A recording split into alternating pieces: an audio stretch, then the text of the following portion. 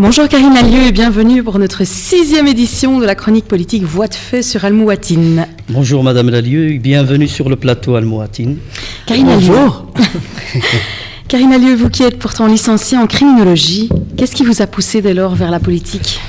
Alors c'est vrai que je suis licenciée en criminologie, j'ai travaillé pendant 12 ans à l'université, je suis passée partout, chercheur, assistante, professeur, j'étais professeur à l'université et puis à un moment donné, je vais vous dire la vérité, en 99, le Parti socialiste voulait précéder le changement de la Constitution, c'est-à-dire mettre autant de femmes que d'hommes sur ses listes. Ce qui est une belle chose puisque je plaide toujours pour l'égalité homme-femme. Donc c'était la parité. Et il cherchait des femmes et je militais un peu au Parti socialiste, mais j'étais jamais allée dans un cabinet ni nulle part. Et en fait, on m'a poussée à déposer ma candidature et j'ai eu la très belle chance d'être soutenue par deux personnalités, Philippe Moureau et Charles Piquet, et j'étais non seulement 3e effective et première suppléante en 99, moi qui n'avais jamais fait de politique active, et Charles Piquet est devenu ministre et je suis devenue donc députée fédérale en mai 2000, et ce que je voulais... En même temps, je voulais un peu sortir de l'université. Je vais vous dire la vérité, l'université est une école formidable, et c'est l'ULB, c'est la critique, ça ouvre l'esprit. Mais j'avais aussi envie de sortir d'un microcosme. Depuis mes 18 ans, j'y étais. J'avais jamais fait d'autre travail.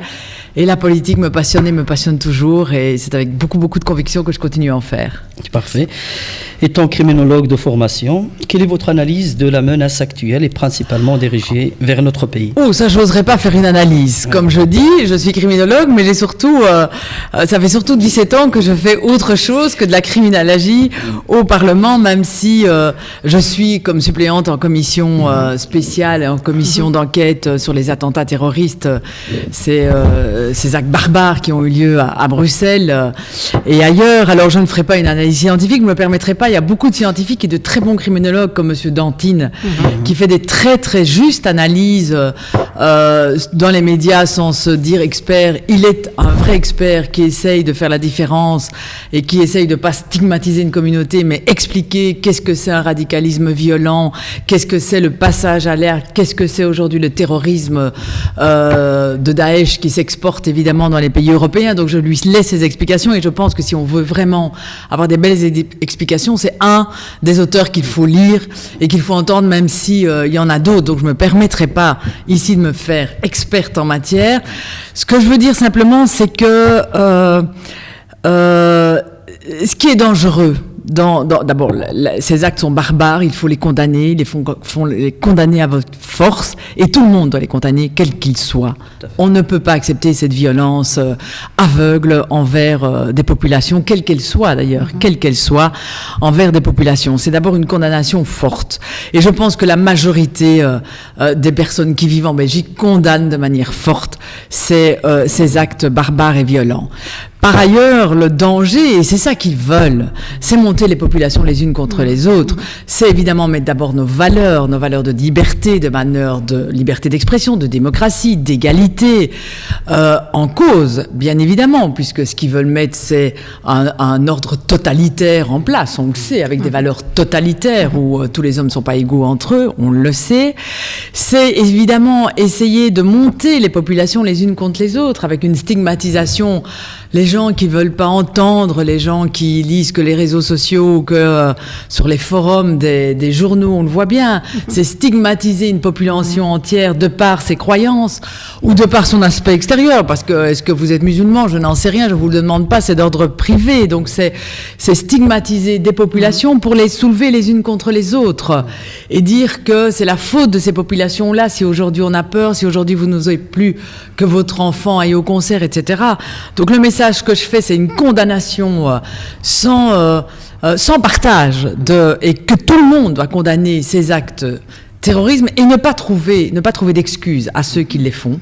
Je pense que des gens qui se font exploser dans une rame de météo n'ont aucune excuse. Je n'excuse en rien, mais je dis simplement en même temps qu'il ne faut pas écouter ce message de terreur et qu'il faut écouter nos valeurs de respect, de tolérance, et qu'il faut absolument continuer ce dialogue qui était le principe et qui est toujours, je crois, le principe en Belgique. Ce que je regrette, c'est des paroles parfois de ce gouvernement de droite, je le dénonce ici, de ministres de droite qui, eux, eh bien, font parfois de la stigmatisation. Et ça, c'est à condamner aussi de la part de personnes élues et démocratiques.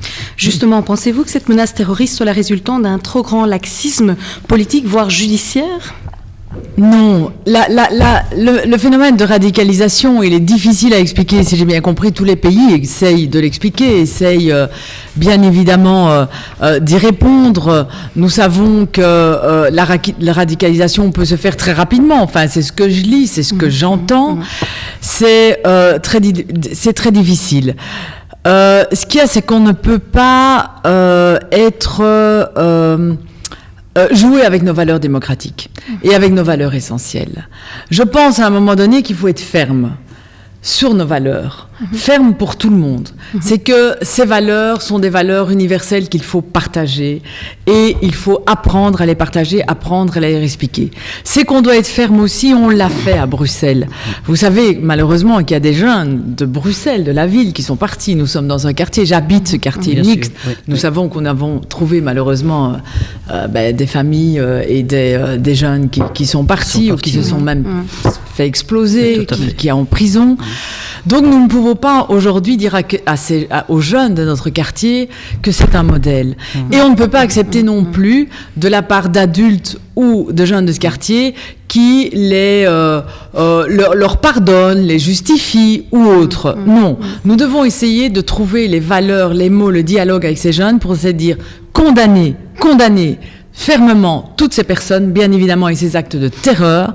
Et nous allons travailler ensemble pour que vous soyez bien dans notre société, que vous partagez les valeurs, que vous trouviez votre place, un travail, un job, une famille, que vous épanouissez dans notre société. Mais en aucun cas, vivre dans notre société ne permet de ne pas condamner ces actes de terreur et de barbarie.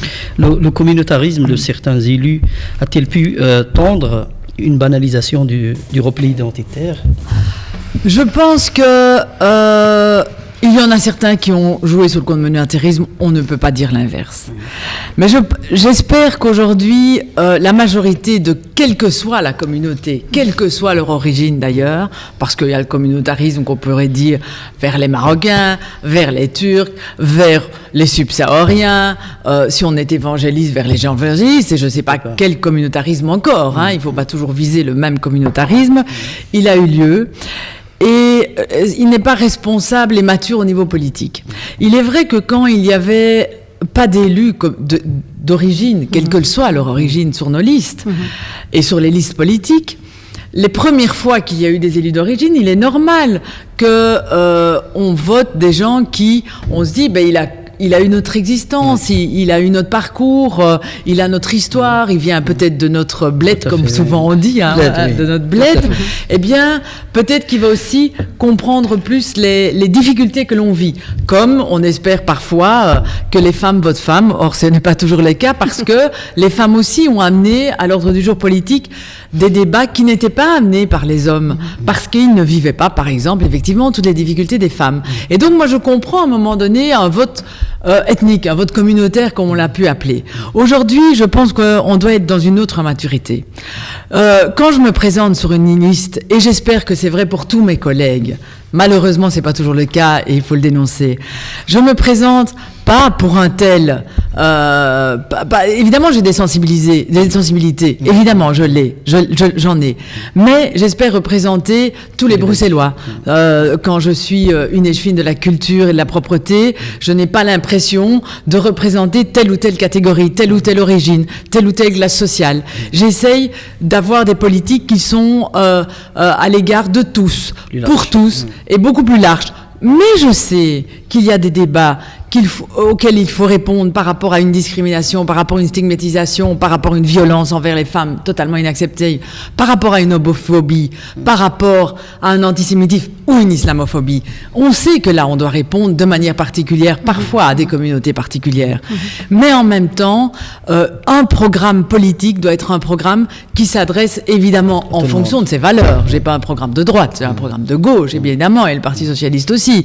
Mais en fonction de ses valeurs qui s'adresse de manière beaucoup plus universelle à tout le monde. Et ce que je revendique, c'est que l'ensemble des candidats, ce qui n'est pas toujours vrai, et l'ensemble des présidents de partis, etc., s'adressent à tout le monde de manière égale. Je trouve que c'est méprisé quand on s'adresse de manière particulière à une communauté particulière. Je pense que tout le monde est assez intelligent. Mais on doit être à l'écoute de chaque communauté, de chaque discrimination. Et je suis autant à l'écoute des subsahariens que des maghrébins, que des femmes qui ont beaucoup de difficultés aujourd'hui, mais qu'une classe moyenne qui souffre énormément aussi pour le moment avec des mesures gouvernementales difficiles.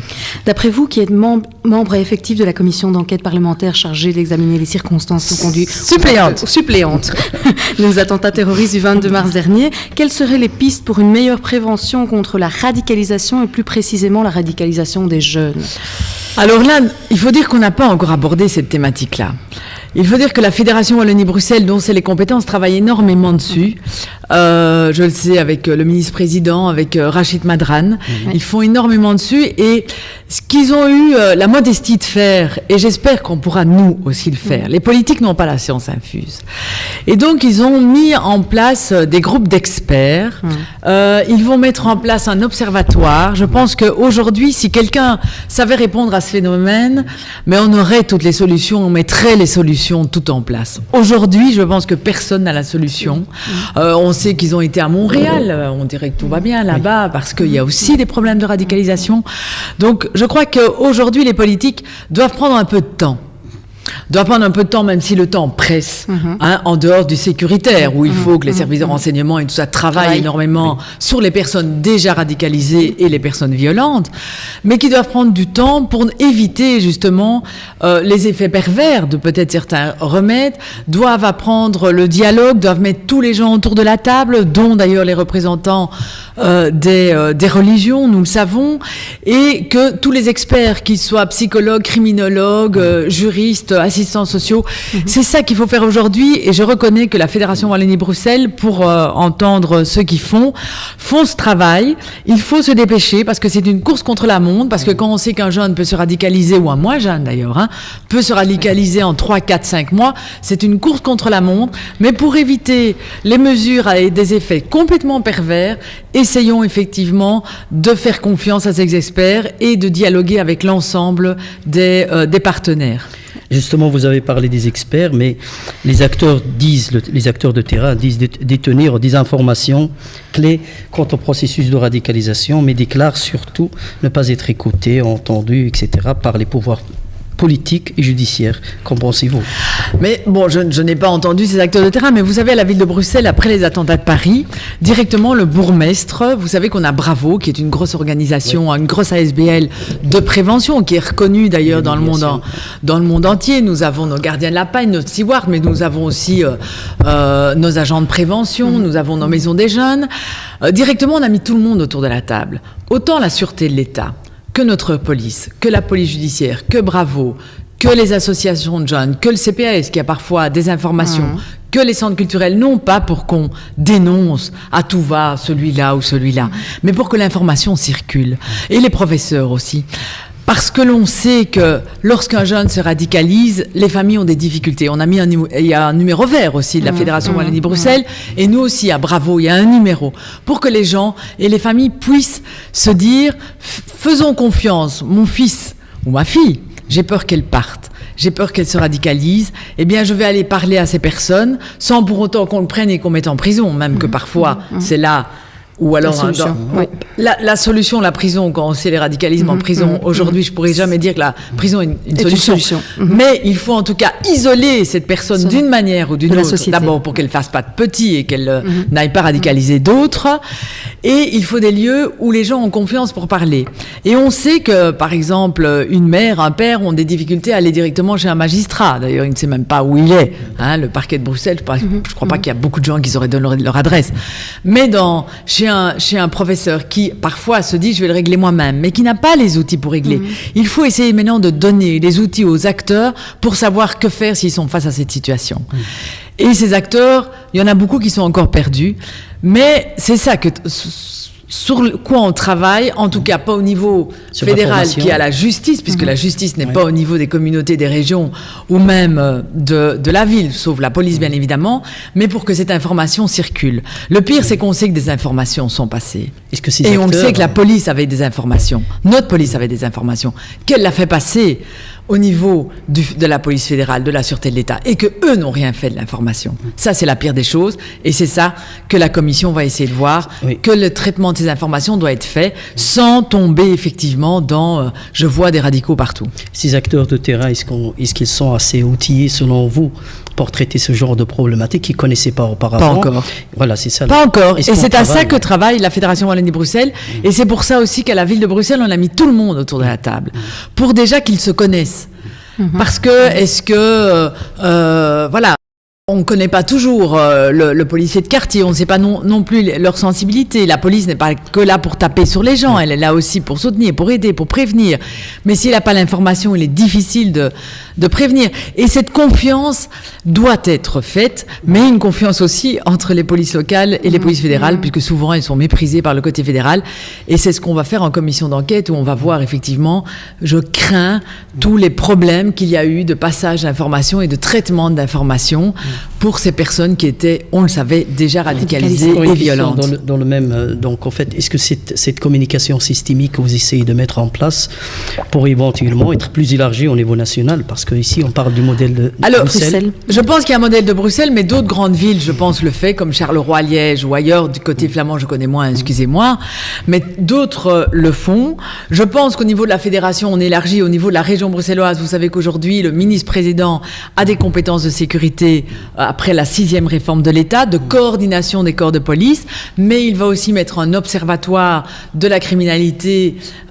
Et donc, il va y avoir là aussi il faut mettre des experts différents de différents endroits, de différents milieux où le dialogue peut avoir lieu. Donc, ça s'installe.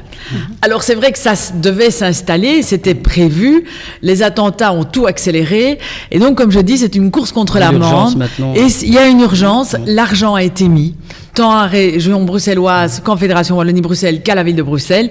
Mais là, il faut maintenant trouver des personnes qui travaillent ensemble et rétablir le dialogue et la confiance, et c'est pas toujours facile. Et j'espère effectivement que ça se fera de manière à la rentrée, que c'est une priorité, que cette priorité marquera des points contre la lutte de radicalisation de certains de nos jeunes ou de nos moins jeunes d'ailleurs. Le numéro vert, il est déjà fonctionnel? Oui. À la Fédération Wallonie-Bruxelles, oui. Alors, vous le connaissez? Alors, je vais dire que je ne le connais pas, mais je vous le fournirai, je vous prenais pour que vous mettiez sur votre site. C'est un numéro vert qui a été mis en place par le ministre-président Irachid Madran à la Fédération Wallonie-Bruxelles. Super. La semaine dernière, nous avons pu assister à une tenante polémique entre Bernard De Vos, délégué aux droits de l'enfant, situé plutôt à gauche de l'échiquier politique, et le sénateur Alain de Stex, situé fort à droite, quant aux responsabilités imputées aux jeunes terroristes, et notamment sur le rôle de la radicalisation face au passage à l'acte. D'aucuns accusent Bernard De Vos d'alimenter la culture de l'excuse. Qu'en pensez-vous? Alors, je connais très très bien Bernard De Vos depuis très longtemps. Et encore une fois, j'ai lu, je n'ai pas entendu directement Bernard De Vos. Et excusez-moi, je ne lis pas Alain de Stex. Souvent, c'est assez puant. Je vais utiliser ce terme-là, il ne va pas l'apprécier, mais je le dis et je l'assume. Ce qu'il écrit, c'est souvent de la stigmatisation collective et du populisme primaire et démagogique, et je n'aime pas ce ton-là, donc je ne le lis pas, excusez-moi, et je ne le lirai pas non plus pour pouvoir le commenter. Mais ce que je veux dire, c'est que, comme j'ai dit ici, on n'est pas dans la théorie de l'excuse, et je ne crois pas, pour le connaître, que Bernard De Vos a fait de la théorie de l'excuse. Bernard De Vos, ce qu'il essaye de faire passer comme message, c'est à un moment donné, c'est tirer les gens vers le haut. C'est qu'on est effectivement, et il y a une responsabilité aussi bien des familles que de l'État. C'est une responsabilité en chaîne qu'il faut redynamiser à un moment donné. À un moment donné, il faut que nous n'ayons plus ces 40% d'échecs scolaires ou 60 ou 70 dans certaines de nos écoles. On sait le pacte de l'excellence doit être une réussite. C'est ça l'avenir de nos jeunes, parce que c'est notre avenir, ces jeunes-là, quels qu'ils soient d'ailleurs. Donc l'échec est partout en Belgique. C'est incroyable qu'on ait autant d'échecs scolaires. C'est pas possible d'être aussi bas dans un classement pour un pays riche, pour un pays comme la Belgique. C'est une responsabilité de la non-discrimination après. vrai, mais aussi les jeunes doivent vouloir travailler, doivent vouloir se présenter. Donc il y a une responsabilité de tous les côtés, c'est ça qu'il a voulu dire. Je pense pas que Bernard DeVos est quelqu'un qui déresponsabilise les jeunes ni les parents, mais il dit qu'il y a une responsabilité collective et c'est ça que nous devons prendre en charge sans jamais excuser ces terroristes, parce que ça, jamais je ne les excuserai. D'accord.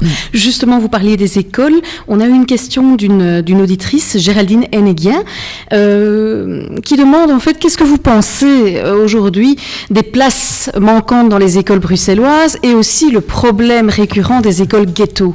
Quelle est votre position là-dessus? Alors, vous savez que le Parti socialiste a toujours plaidé pour le décret, vous vous souvenez, discrimination, c'est-à-dire que c'est pas les directeurs d'école qui choisissent leurs élèves.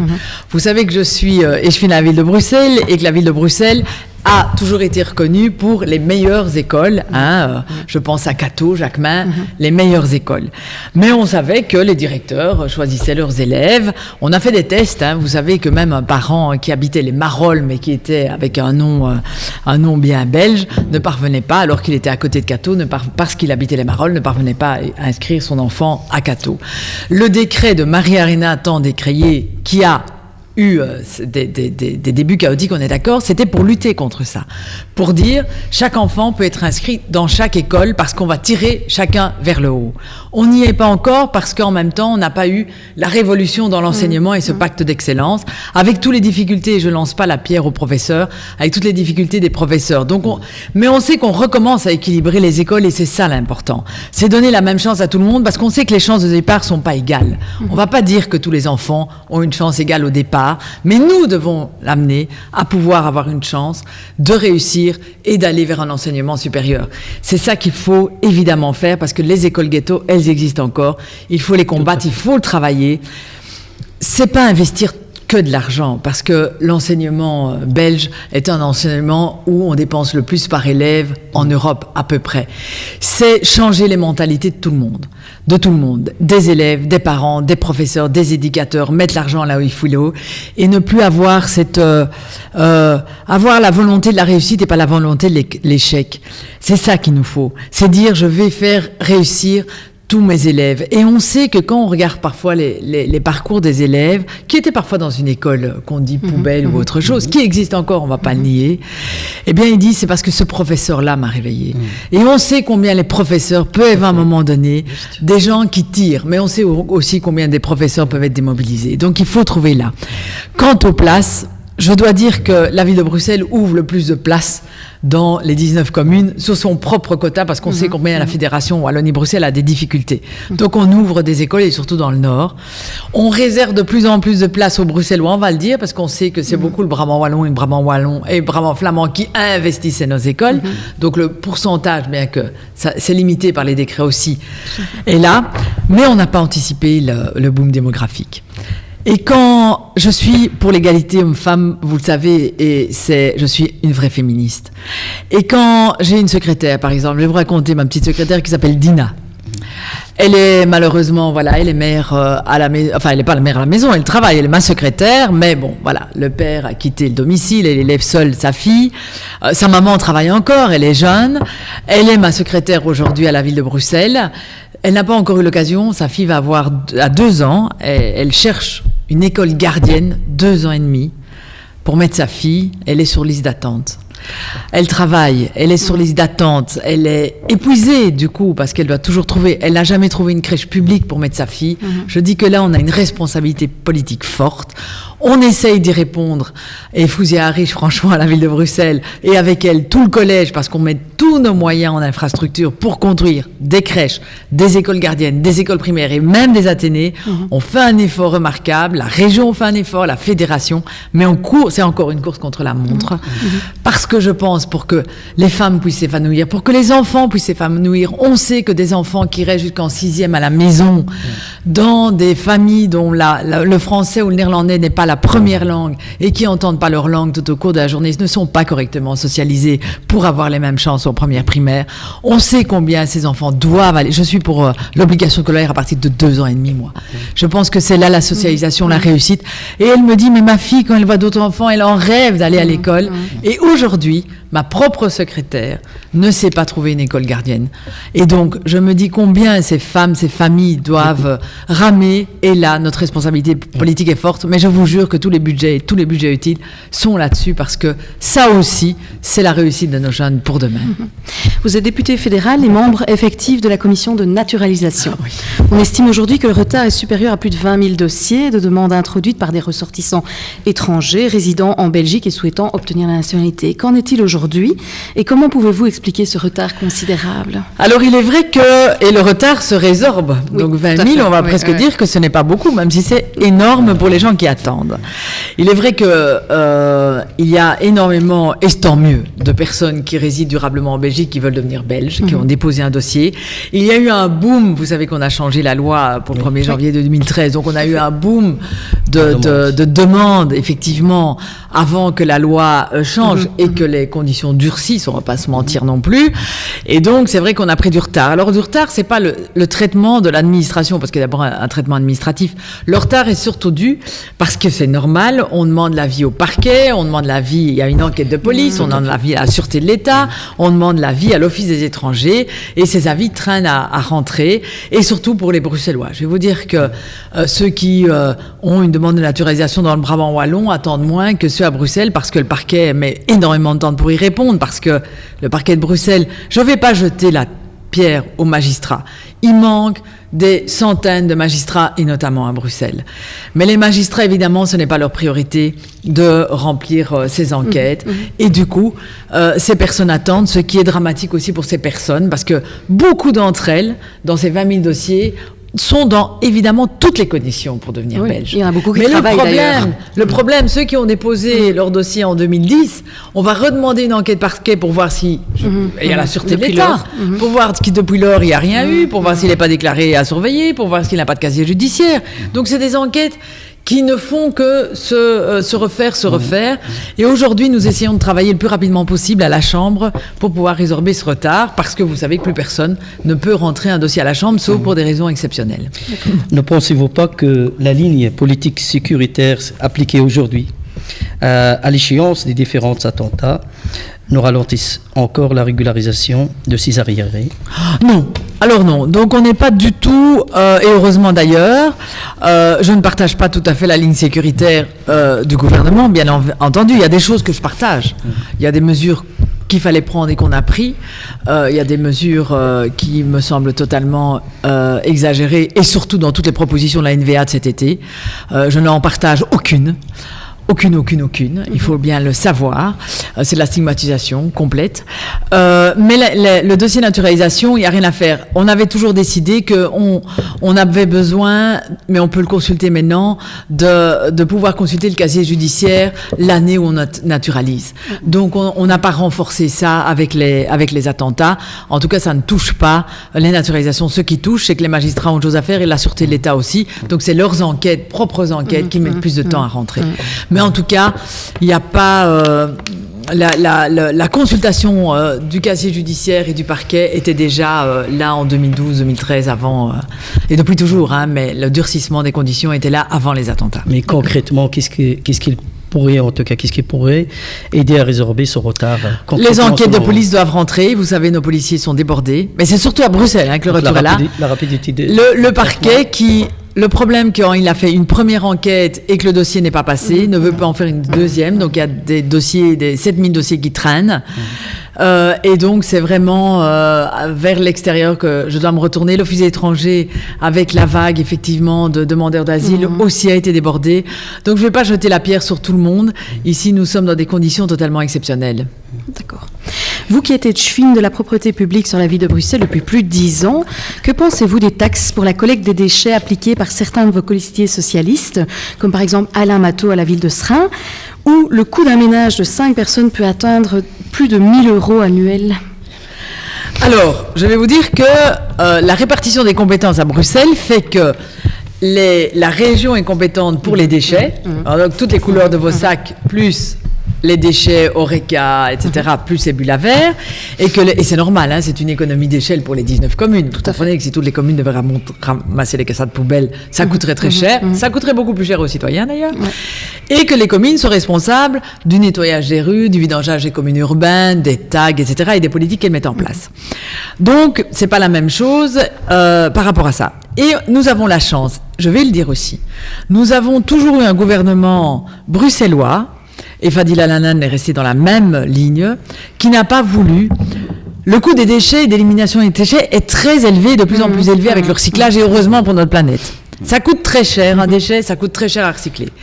Mais Bruxelles et son gouvernement bruxellois a toujours parié pour dire, mettons des sacs poubelles pas cher du tout, parce que c'est pas cher du tout, hein. Vous avez entendu le prix à Seraing, mais par exemple, le coût d'un sac poubelle à 10 €, le sac poubelle en Flandre, ça existe aussi. Ici, on a mis le sac poubelle pas cher pour permettre à tout le monde de respecter les règlements. Et ce qui m'attriste, c'est que malgré ça, des gens font n'importe quoi avec leurs déchets. Et ce sont souvent des familles, et elles ne pensent pas à leurs enfants pour demain, parce que l'environnement sera fondamental pour demain pour leurs enfants. Et donc, aujourd'hui, je dois féliciter la région bruxelloise, qui a un service incroyable. Vous savez que parfois en Flandre et en Wallonie, on ramasse le papier et le plastique qu'une fois par mois. Ici, c'est une fois tous les 15 jours, sauf que ça va redevenir une fois par semaine. Qu'on ramasse tous les 15 jours les déchets ménagers, qu'il faut faire du compostage. Alors vous allez me dire, il n'y a pas de grands ensembles. Si vous allez à Seraing, je peux vous garantir qu'il y a des logements sociaux et des grands ensembles. Il ne faut pas toujours croire que la Wallonie, c'est des villas dans des prairies. Et donc, nous avons parié de ça, et je fais un appel en tant qu'échevin de la propreté, respectez l'espace public, respectez la propreté, respectez les règles, parce que c'est tellement facile et le service est tellement grand ici à Bruxelles qu'on vous demande pas beaucoup d'efforts. Alors, prenons aussi l'exemple de Charleroi, où certaines communes affichent une taxe immondice de plus de 250 € et des sacs payants de 2 à 3 € pièce, soit 30 € le paquet de 10 sacs. Ne craignez-vous pas que ces impayables taxes pour le citoyen nous contaminent un jour la ville de Bruxelles et sa gestion des déchets? Je vous dis que la région n'a pas du tout été dans ce sens-là, loin de là, mais ce sur quoi nous allons, enfin la ville de Bruxelles, c'est moi la première qui a introduit des taxes en matière de propreté publique, sortie de sacs poubelles en dehors des heures, jet de canettes, jet de n'importe quoi dehors, dépôts clandestins. J'ai augmenté mes taxes et je risque de les augmenter encore. Parce que nous sommes là à 50 000 taxes en matière de propreté publique, nous faisons de l'information, nous faisons de la sensibilisation, nous allons dans les écoles, nous faisons des campagnes, et les gens ne peuvent pas encore comprendre. Mais quelqu'un, je suis venu jusqu'ici, hein, j'habite ce quartier, quelqu'un qui fait n'importe quoi gâche la vie de son voisin. La majorité des Bruxellois respectent les règles, ont envie d'une ville propre. On a engagé 150 travailleurs supplémentaires en matière de propreté publique. Comme je dis, ce ne sont pas les esclaves des Bruxellois. Ce sont des gens de notre quartier qui, tous les jours, nettoient la même rue, essayent de la rendre propre. Et tous les jours, les mêmes gens la salissent. Je pense qu'à un moment donné, ces gens ne peuvent pas continuer à salir. Et c'est pour ça qu'on met des taxes. Et vous savez que j'appelle ça taxe, c'est-à-dire qu'on va jusqu'au bout, jusqu'au huissier, pour récupérer les 50 € d'un sac sorti en dehors des heures. Parce que je crois qu'une ville propre, qu'un quartier propre, fait que les gens sourient mieux, fait que les enfants peuvent aller dehors. Vous savez, même les chiens. Quand les chiens vont dans un parc, dans l'herbe, quand vos enfants après jouent dans l'herbe, dans le bac à sable, mais c'est dangereux, c'est de la santé publique. Quand on jette n'importe quoi dans une cabine, dans une poubelle publique ou autour d'une poubelle publique, n'oubliez pas qu'il y a plein d'enfants qui courent aussi sur les trottoirs, il n'y a pas toujours assez de parcs. Eh bien, tout ça, c'est la santé publique, les déchets. C'est pas pour faire payer les gens. J'espère que demain, je donne plus aucune taxe et que tout le monde respecte, parce que le service est là. Les travailleurs de la propreté, je vais ici sur cette antenne, les féliciter.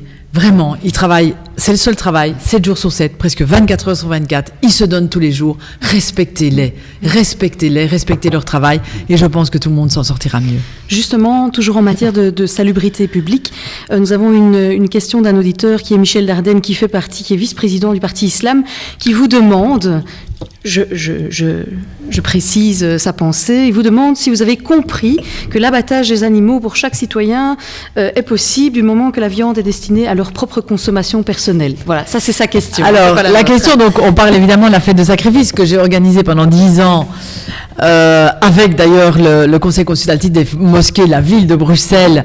Et on s'était amélioré pendant 10 ans d'ailleurs pour que cette fête des sacrifices soit une réelle fête pour tous les fidèles et pour ceux qui avaient envie de venir à l'abattoir temporaire de la ville de Bruxelles. Cette année, c'est la région qui l'organise et j'espère que tout se passera bien. Et je fais un appel pour que chacun d'entre nous respecte les lois. Nous sommes dans un pays où il y a des directives européennes, des règlements européens, des lois belges, etc. Les autorités publiques sont obligées de les respecter, le citoyen aussi. Et à un moment donné, justement, l'autorité publique a organisé les abattages temporaires, comme le fait la région bruxelloise cette année, dans les règles, pour que chaque musulman qui a envie puisse encore faire un sacrifice, c'est-à-dire sans l'endormissement des moutons. Donc, l'autorité publique répond à la demande, légitime d'ailleurs, des musulmans qui veulent le faire et l'exécutif des musulmans avec un abattoir. Donc je demande à tous les musulmans de respecter ça, que s'ils veulent sacrifier une bête, ils aillent à l'abattoir régional qui sera mis d'ailleurs sur le site de Mabruck, que les Bruxellois connaissent bien. Et je rappelle l'interdiction totale de sacrifier soi-même une bête à la maison. Et là aussi, il s'agit de santé publique pour ses propres enfants d'ailleurs, et de salubrité publique quand on retrouvera les carcasses dans la rue. Comme nous l'avons dit plus haut, vous êtes échevine à la ville de Bruxelles, avec comme compétence la propreté publique et la culture. C'est justement sur ce second point que nous allons vous interroger à présent. La culture, comme levier social, vous y croyez, vous ? Mais j'y crois à 1000%. Je pense que, et plus que jamais aujourd'hui, je pense que la culture, c'est avant tout l'ouverture à l'autre. C'est l'apprentissage de l'autre, c'est le dialogue, c'est la beauté aussi. La culture, ce sont les talents. Et les artistes, vous savez qu'ils survivent dans tous les pays. Cet été d'ailleurs, j'ai acheté une revue que je ne connaissais pas française, où c'était sur les femmes, excusez-moi, encore une fois, sur les artistes femmes dans le monde des printemps arabes, mais aussi en Syrie. Et on voit qu'il n'y a pas seulement des artistes femmes d'ailleurs, mais au péril de leur vie, les artistes continuent à faire de l'art, parce que là, c'est au péril de leur vie. Et en tant qu'échevine de la culture ici à la ville de Bruxelles, c'est pas au péril de ma vie, heureusement, mais c'est dans le bonheur que j'agis comme échevine de la culture. Eh bien, j'ai voulu développer justement cette culture diversifiée. Vous avez ici, juste à côté, vous le connaissez sûrement, enfin, la Maison de la Création, qui est le centre culturel, un magnifique centre culturel en plein cœur d'un quartier, qui donne non seulement une culture de qualité, c'est pas parce qu'on est dans un quartier dit populaire, parfois défavorisé, qu'on donne une culture au rabais. C'est une culture diversifiée de qualité qui accueille tout le monde à des prix défiant toute concurrence et souvent gratuitement. Mais je veux que la culture sorte des quartiers, sorte des institutions, donc on fait beaucoup de culture extérieure. On a un festival de cirque où on met des structures pendant toute la deuxième semaine de Pâques au cœur des quartiers, à la Cité Culture, à Niederoverenbeek, à Arun, ici sur la place. Et c'est les artistes qui vont à la rencontre des citoyens. On fait hola hola et les citoyens arrivent et tout le monde est là pour participer à ça. C'était juste après les attentats. Tout le monde était là, il y avait plein d'enfants, plein de familles et puis on est au centre-ville et il y avait 10 000 personnes qui sont passées. La culture, c'est ça, c'est apprendre, et la culture de proximité, ça fait que les populations se rencontrent. Ici à la Maison de la Création, c'est toutes des populations qui se rencontrent sans doute au marché, mais qui là se rencontrent à travers leur propre culture, leur propre musique, leur danse, leur art, leur peinture, leurs photos, et se parlent, et ça leur parle, et c'est ça qui est beau dans la culture.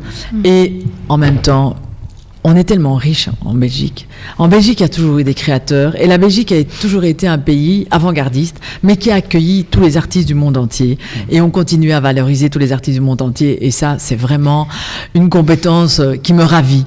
Et qui va bien, d'ailleurs, avec la propreté, parce que, vous savez, la propreté publique m'a appris aussi à travailler avec des ouvriers. J'étais une universitaire, vous l'avez dit, une intellectuelle, et j'ai appris là aussi combien la richesse de toutes ces familles, de toutes ces personnes et leur volonté de travailler, leur volonté de s'émanciper, leur volonté d'apprendre. La culture, un meilleur levier social alors que le sport, par exemple? Non, ça se complète. D'accord. Pour moi, je rêve que tous les cercles sportifs, une après-midi, au lieu de faire leur entraînement avec leurs enfants, de foot, de basket, de tout ce qu'on peut imaginer, et je suis ravie des Jeux Olympiques, ça va donner de la force et les enfants auront envie de s'inscrire, parce qu'il faut aussi que nos enfants bougent. Il y en a beaucoup qui ne bougent pas assez, il faut qu'ils bougent, parce que c'est ça aussi l'important dans la vie, c'est aussi la discipline d'un sport, par exemple. Eh bien, je trouve que dans tous les clubs sportifs, ils devraient faire une après-midi culturelle. Aller dans nos centres culturels, je vais voir si on s'est encore organisé ça avec Alain Courtois, parce que le sport, la culture, ça se rejoint. Ça se rejoint. Souvent, des grands sportifs sont aussi des grands amateurs de culture ou même jouent un instrument de musique. Vous savez ce que je regrette, par exemple, les académies sont pleines aujourd'hui, et il y a plein d'enfants qui ont envie d'apprendre de tout niveau social, qui ont envie d'apprendre le violon, le piano, etc. Mais c'est magnifique, ça. On sort de Classissimo. Classissimo, c'est un festival classique que j'organise maintenant, qui est au Théâtre Royal du Parc. Et on fait une journée pour les familles, gratuit pour les enfants moins de 12 ans. Et ils voient des enfants jouer et ils entendent de la musique classique tout d'un coup. Et je rêve que tout le monde puisse entendre la musique classique. Ça plaît ou ça plaît pas, mais il faut ouvrir à toutes les cultures et que quelqu'un qui fait de la musique classique a un conseil hip-hop. Il y a cette ouverture dans la culture qui est magnifique. Et c'est pour ça qu'on a la Montagne Magique. Et là, c'est toutes nos écoles qui vont voir du théâtre pour enfants, parce que je pense que c'est avec les tout petits que demain, ce seront des gens qui auront envie de vivre et manger de la culture de demain, qui ouvrent l'esprit d'une manière remarquable. Pensez-vous que la culture soit vraiment accessible à tous, quelle que soit notre origine sociale, culturelle, etc., notre parcours scolaire, notre capacité financière aussi? Alors, ce qu'on veut à la ville, je vous l'ai dit, c'est des centres culturels pas chers du tout. Ce qu'il y a, c'est que les gens ont encore peur de franchir parfois la porte. Avant que j'arrive, la Maison de la Création était assez fermée sur elle-même. Puis j'ai vu le directeur, qui est quelqu'un de magnifique. J'ai dit, on ouvre à tout le monde ici. Et on a travaillé avec toutes les associations. Et aujourd'hui, tout le monde ouvre franchir la porte. Donc c'est souvent une barrière que se met eux-mêmes les gens, les personnes, en disant, moi, le théâtre, c'est pas pour moi. Je ne suis pas instruite. J'ai pas appris la langue, etc. Or, par exemple, la Montagne Magique, c'est d'abord toutes les écoles de la ville de Bruxelles qui peuvent y aller. Et moi, je veux que tous les élèves de la ville de Bruxelles, quelle que soit leur école, aient pu aller au théâtre un jour. Et là, ça ne coûte pas cher du tout, puisque c'est la ville qui paye. C'est la ville qui paye ça. Mais il y a certaines cultures qui est encore trop chères. On le sait. Et c'est pour ça on soutient beaucoup Article 27. Vous savez que l'article 27... Tout le monde n'y a pas accès. Mais de plus en plus, on a élargi. Oui. Et par exemple, moi, je revendique que toutes les familles monoparentales puissent avoir accès à ça, parce qu'il faut être au CPS. Mais enfin, il y a des femmes qui travaillent, etc. Des femmes, des hommes, des familles qui travaillent et qui ne savent pas accueillir. Donc, on doit étendre ça. Mais en tout cas, on fait aussi les dimanches à la maison. C'est, par exemple, la Maison de la Création, tous les premiers dimanches du mois, c'est de 14h à 20h. Toutes les activités sont gratuites. Tout le monde peut venir, venez. Quand on est à la Sécurité Culture, c'est pas cher du tout. Donc il y a une culture de qualité qui est accessible. Nos musées, vous savez que nos musées sont gratuits pour tous les habitants de la ville de Bruxelles. Vous êtes déjà venus dans un de nos musées ? Non, venez. Ils sont magnifiques, c'est gratuit. Venez-y. Il faut aussi oser aller chercher, et donc on a engagé à la ville de Bruxelles des médiateurs culturels pour aller chercher les familles, les maisons de quartier. Je travaille avec les hommes des Marolles qui sont venus me chercher en disant, nous on veut faire de la culture. Ils ont fait des projets fabuleux. Ils ont fait une pièce qui racontait la vie de leur père. Ils se sont produits au centre culturel Bruegel. C'est ça que sert notre centre culturel. C'est pour faire sortir les gens, pour dire que chacun a du talent, mais venez voir les talents des autres, et ils sont dans vos quartiers, et venez dans vos quartiers. La culture, c'est aussi avant tout le patrimoine, les traditions. On parle de plus en plus de débats sur la laïcité, comprenez la neutralité de l'État. N'y a-t-il pas un risque de créer une tension entre la préservation de cette culture, de ce patrimoine, et la nécessité d'imposer la notion de neutralité à l'État et à ses institutions publiques ? Non, il faut surtout laisser la culture en dehors de ça. La culture, c'est d'abord l'ouverture, et c'est la culture de tous à tous, dans toute sa diversité. Donc, vous savez, si on dit vraiment quelle est notre culture, Et je vais vous dire que je suis laïque, et donc voilà, elle est judéo-chrétienne, il n'y a rien à faire.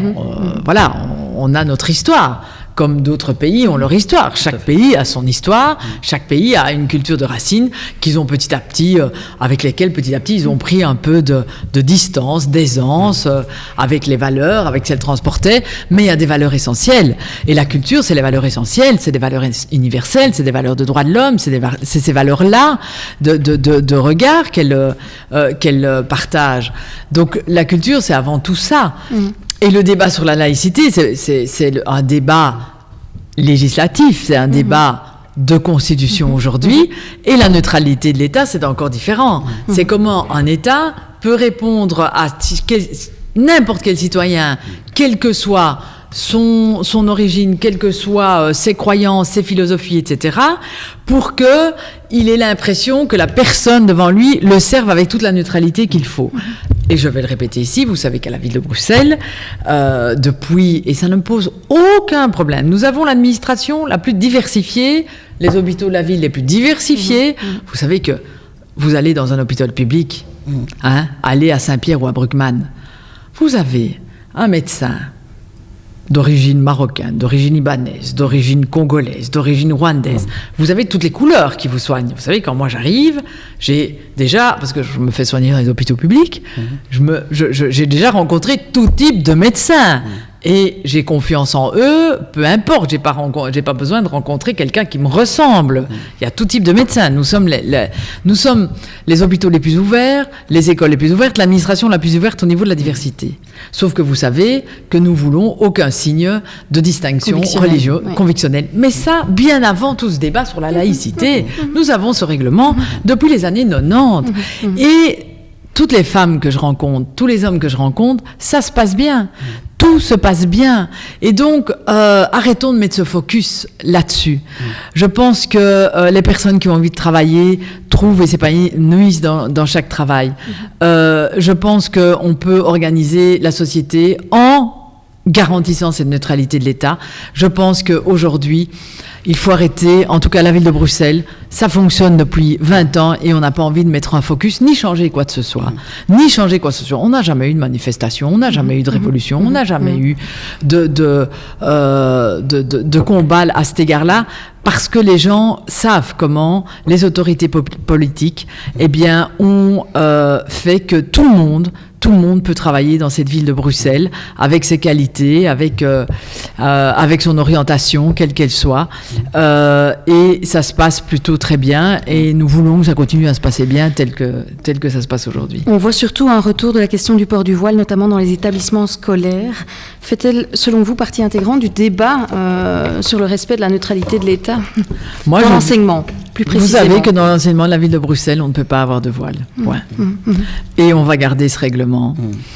Et il ne pose aujourd'hui pas de questions par rapport à l'ensemble des élèves. Et on est le deuxième pouvoir organisateur après la Fédération Wallonie-Bruxelles. Il ne pose pas de problème.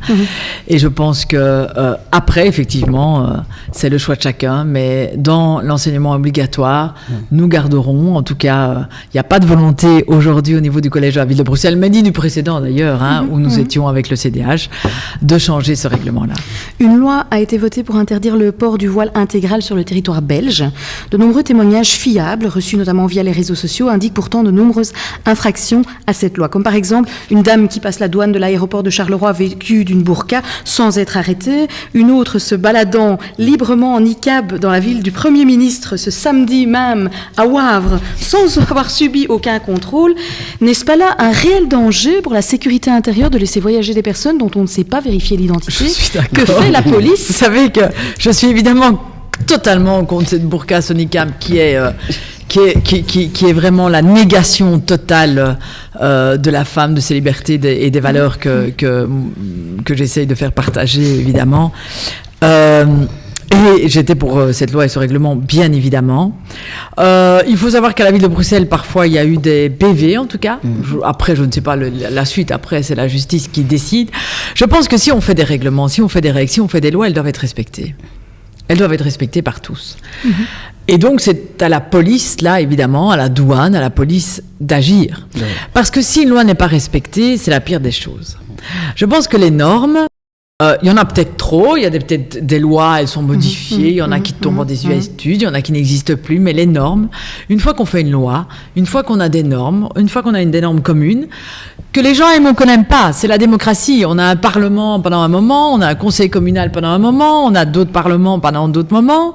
C'est eux à faire les lois. Elles doivent être respectées, mais il faut les faire respecter. C'est-à-dire qu'il faut l'effectivité, ce qu'on appelle l'effectivité de la norme. Sinon, les gens se moquent de la norme, mais de toutes les normes. Et alors ça amène les dérives. Oui. Et peut-être à un moment donné, que le fait qu'on a laissé transgresser trop de normes dans certains quartiers, dans certaines communes, a peut-être amené à une banalisation. Je dis pas que c'est ça qui amène, mais à une banalisation de certaines choses qu'il ne fallait pas. Donc si il y a une loi qui interdit la burqa, évidemment, il faut la faire respecter. Que faire alors ?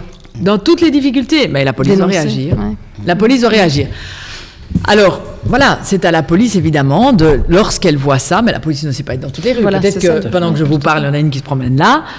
J'en ai rarement vu dans le quartier, et tant mieux. Mais effectivement, ce n'est pas acceptable qu'il n'y ait pas de réaction à ce moment-là. D'accord. Les élections communales de 2018 approchent. Ferez-vous personnellement partie de cette campagne dans l'affirmative, toujours sur la ville de Bruxelles ? Alors, je ferai partie de cette campagne, enfin j'espère, parce que vous savez que c'est l'Assemblée Générale qui décide et la section qui décide des listes, mais enfin bon, j'espère bien faire partie, et évidemment, je reste à la ville de Bruxelles. Vous savez que j'habite ce quartier ici à Laken, que j'aime beaucoup ce quartier. On n'est pas beaucoup d'élus à vivre dans ce quartier, mais j'aime me promener, j'aime la ville de Bruxelles.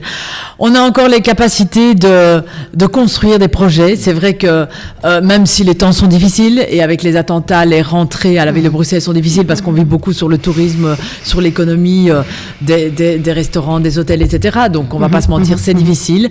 Mais à la ville de Bruxelles, on a encore tellement de projets à réaliser, et on a encore l'ambition de les réaliser, mais souvent les possibilités de les réaliser, comme construire des écoles, comme construire des centres sportifs, comme ouvrir un centre culturel à Neder-Overenbeek, comme pouvoir engager des gens pour rendre plus propres nos rues. Et donc, c'est ces projets-là de proximité qui parlent directement aux gens qui me passionnent aujourd'hui. Et à la ville, on a encore beaucoup à faire avec cette belle équipe qu'on a. Et donc, j'espère non seulement me présenter, mais j'espère évidemment avoir la confiance des citoyens. Et voilà, parce que j'aime beaucoup cette ville de Bruxelles. Et j'aime énormément Laken. La campagne politique sur la ville de Bruxelles, c'est aussi et surtout un concours d'ego. Vous sentez-vous à l'aise parmi ces fortes têtes dont certains ont mal de reconnaissance, peut-être ? Oh, écoutez, comme disent tous les politiques, si on n'a pas un peu d'ego, on ne fait pas de politique. Ce qu'il y a, c'est que notre ego ne doit pas dépasser, évidemment, ce pourquoi on est élu, c'est-à-dire pour servir avant tout la population, avec un programme et ses valeurs, que tout le monde ne partage pas, mais avec un programme et ses valeurs, et avec conviction et honnêteté. La question qui fâche maintenant. La politique imposée par votre bourgmestre Yvon Mayer à la ville de Bruxelles n'est-il pas une forme de despotisme ? Comme par exemple dans le dossier de la gestion du piétonnier. Alors, je vais rappeler que ce n'est pas, et ça va peut-être décevoir des gens par rapport à moi, ce n'est pas une politique imposée par Yvon Mayer. Comment fonctionne un collège, comme un gouvernement d'ailleurs, c'est par consensus. Il n'y a pas de vote, il n'y a pas de... Et je rappelle que le piétonnier était dans notre programme politique et était aussi dans l'accord qu'on a fait en début de législature entre les socialistes et les libéraux. Et donc, je soutiens le piétonnier. Et je peux vous garantir, c'est comique, parce que je marche beaucoup. Je suis une femme qui marche énormément dans la ville. Et donc, j'ai l'habitude du piétonnier, bien évidemment. Et j'ai été à la chaussée d'Uxelles ce samedi, parce que je voulais voir des artistes et une expo. Et j'ai été à pied, parce que voilà, je vais du bas en haut à pied. Et je me disais, cette chaussée d'Uxelles, avec ces petits trottoirs, ces magasins, ces gens qui bousculent, ces voitures qui klaxonnent, ces bus, quel enfer. Et je me disais que c'était l'enfer comme ça, au boulevard Anspach avant.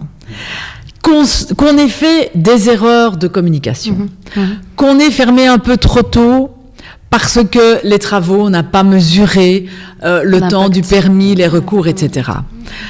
Oui. Qu'on reconnaisse ces erreurs, oui. Qu'on revienne en arrière, non. Et on a d'ailleurs réouvert un peu. Mais c'est ça aussi. Vous savez, le maire de Bordeaux, Juppé, qui n'est pas de notre parti, 5 ans, il s'est fait insulter. Personne ne veut retourner en arrière à Bordeaux. Ça nécessite un ajustement. Mais on a fait des ajustements. Tout à fait. On a fait des ajustements. Alors Yvan Mayer a sa personnalité. Il est parfois trop cassant, trop direct. Et on a eu tendance à penser qu'il n'écoutait pas. Il a reçu des centaines de gens. Mais c'est vrai, on a fait les ajustements assez tardivement.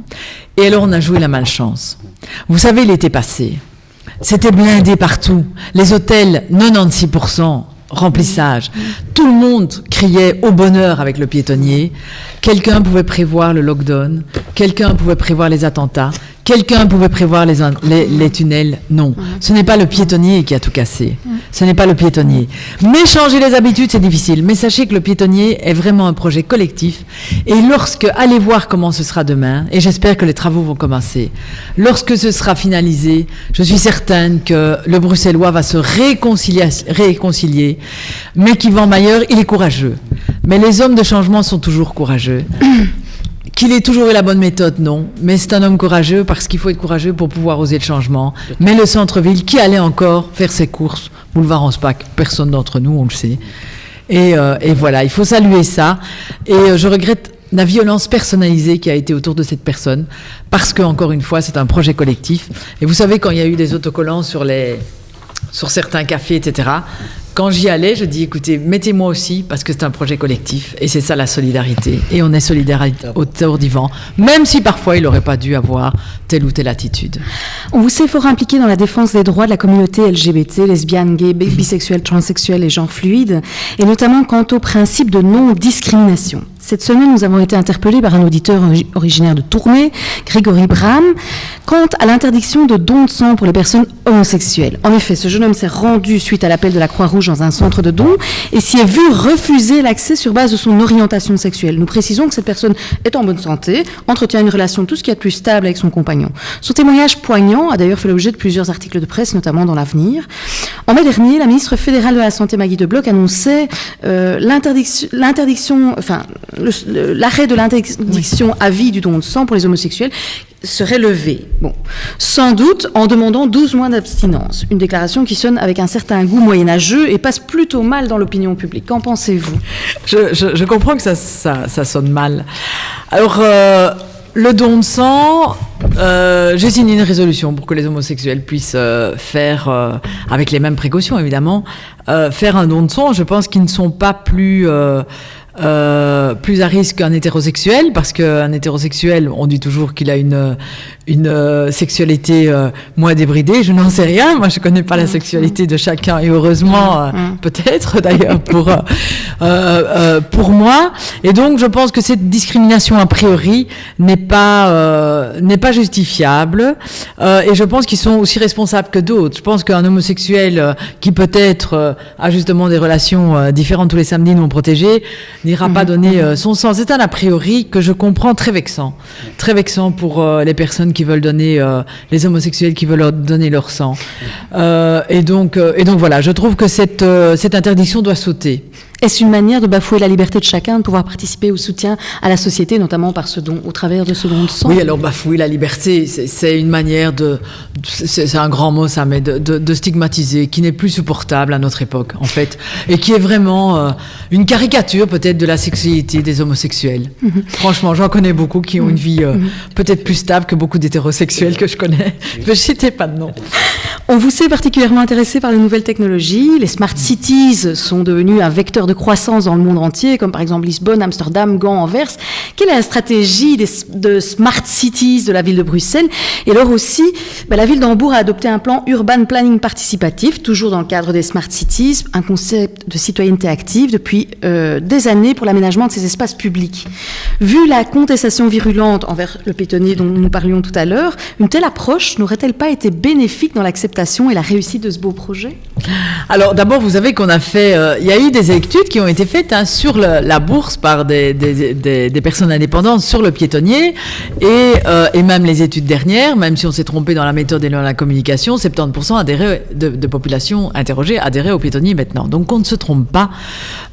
aujourd'hui de combat, je crois que le piétonnier a beaucoup plus d'adeptes que de détracteurs, sauf qu'on entend dans la presse toujours beaucoup plus de détracteurs que les adeptes. Alors, par rapport à Smart City, c'est vrai que l'échevin Mohamed Agli est en train de travailler dessus. Je pense que bientôt, il y aura des écrans interactifs un peu partout, sauf que, vous savez, notre espace public, et malheureusement d'ailleurs, souvent ce qu'on met en espace public est souvent démoli. C'est un peu un mal belge ou un mal bruxellois, comme les œuvres d'art, comme autre chose, donc il faut quand même garantir la solidité de tout.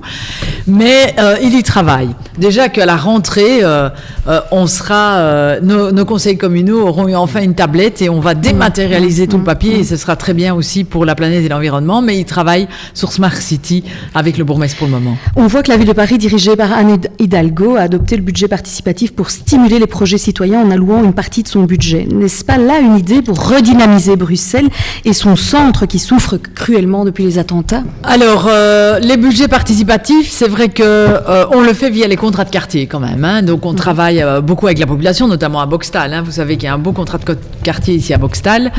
Via des budgets participatifs, on n'est encore jamais allé plus loin.